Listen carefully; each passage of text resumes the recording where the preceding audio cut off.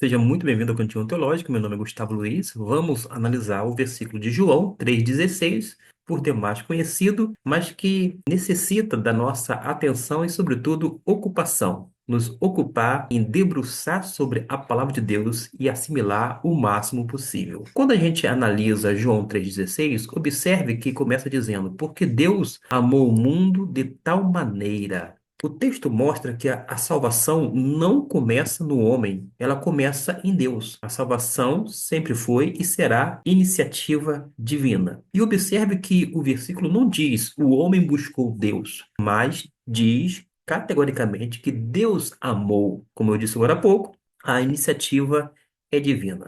Nós cremos que a salvação é fruto da graça soberana de Deus. O amor divino não foi uma reação do nosso mérito. Nós não somos merecedores de nada a não ser a condenação eterna, porque nós somos pecadores. Mas o que o texto mostra é justamente uma demonstração da graça de Deus. De modo que nós aprendemos que você não foi salvo porque era bom. Você foi alcançado porque Deus é gracioso, Deus é rico em perdoar. Deus é amor, Deus é benevolente, enfim, tudo se resume na pessoa de Deus, não necessariamente em nós ou até mesmo em nossos méritos. Mas quando a gente analisa o meio de salvação, observe que diz aqui que deu seu Filho unigênito. É isto que se encontra nesta versão. De modo que o amor de Deus não ficou apenas em palavras, foi algo concreto, real, verdadeiro. Ele se transformou em ação.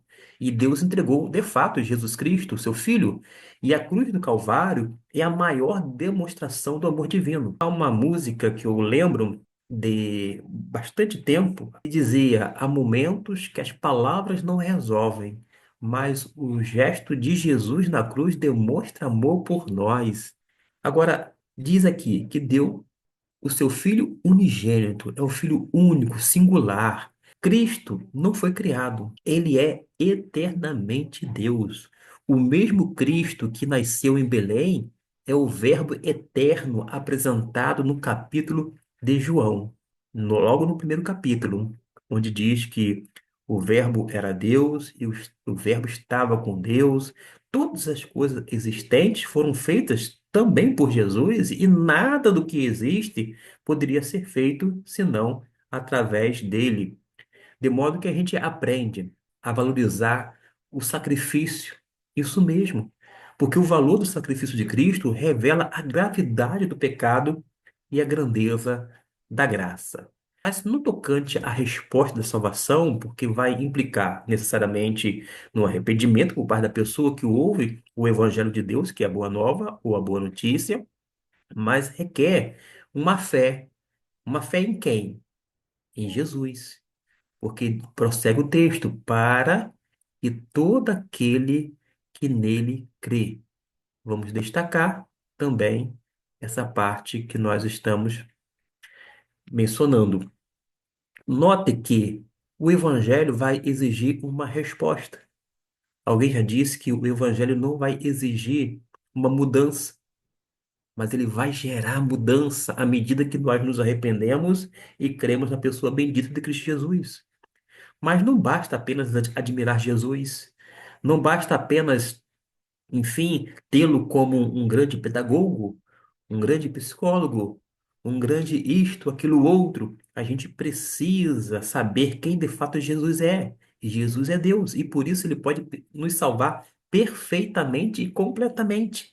E é necessário confiar em Jesus, confiar nele, é crer de tal modo que significa entregar a vida a Cristo Jesus. Significa literalmente, meus irmãos, depender dele para a salvação. Porque a verdadeira fé vai produzir arrependimento, obediência e perseverança. Você conhece Jesus apenas intelectualmente ou confia nele como Salvador?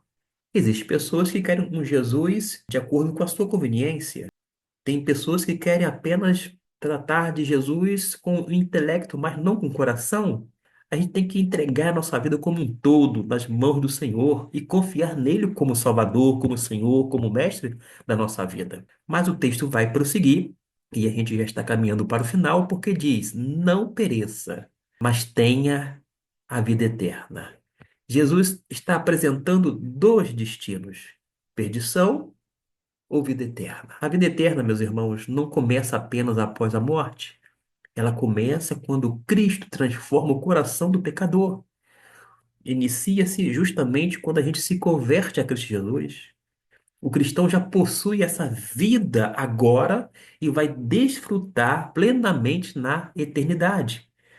E a gente vai então conceber que a questão mais importante da vida não é quanto tempo você viverá, mas onde passará a eternidade. João 3,16, salvo engano, foi o primeiro versículo que eu decorei na ocasião de minha conversão. Pelo menos esta é a impressão. É um versículo que a gente sabe de cor é salteado, mas que é sumamente importante para compreender o propósito de Jesus ao vir ao mundo, porque ele veio buscar e salvar aquele que estava perdido. E a gente compreende de uma forma resumida de João 3,16 que a mensagem do Evangelho mostra que Deus é o autor da salvação.